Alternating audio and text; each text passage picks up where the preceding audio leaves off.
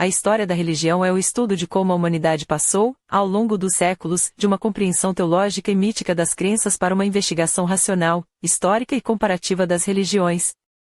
Na antiguidade, os povos antigos viviam suas crenças como parte inseparável da vida social, política e cósmica, sem distinguir o natural do sobrenatural. No entanto, entre os filósofos gregos surgiu o primeiro esforço de interpretação racional da religião.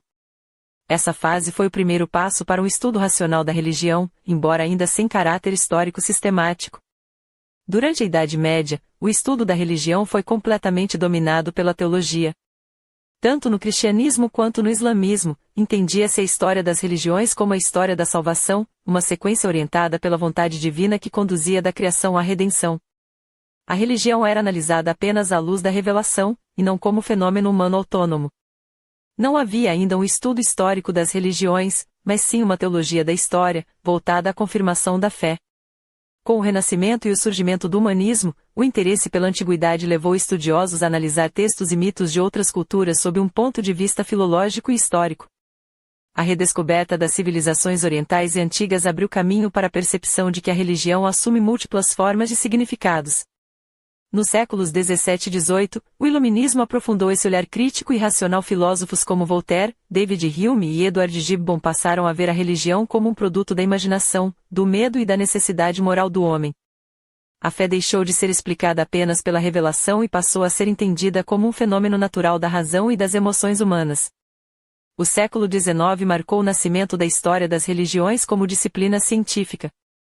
O desenvolvimento da linguística comparada, da arqueologia e da antropologia possibilitou o estudo sistemático das crenças e ritos de diferentes povos.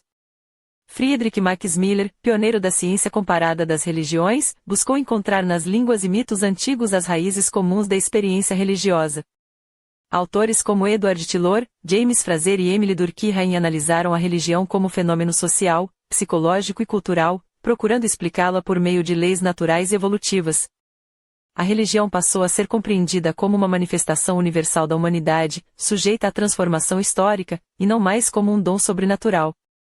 No século XX, a abordagem fenomenológica reformulou essa perspectiva científica.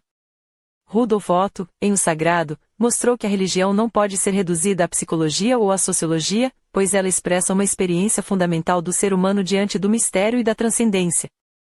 Mircea Eliade desenvolveu essa ideia ao estudar os símbolos, mitos e rituais como expressões da manifestação do sagrado na história. A religião passou então a ser vista não apenas como um fato social, mas como uma dimensão essencial da consciência humana.